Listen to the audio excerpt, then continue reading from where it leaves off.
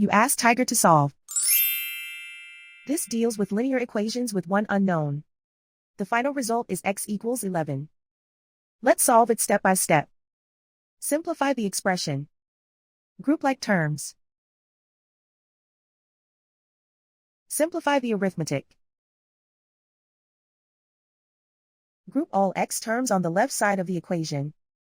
Subtract 5x from both sides. Group like terms. Simplify the arithmetic. Group like terms.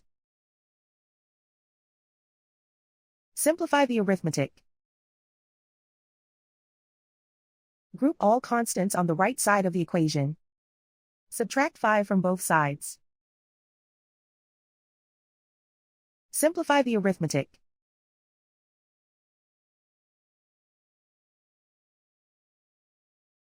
Isolate the x. Divide both sides by 2. Simplify the fraction. Find the greatest common factor of the numerator and denominator. Factor out and cancel the greatest common factor. And so the final result is x equals 11.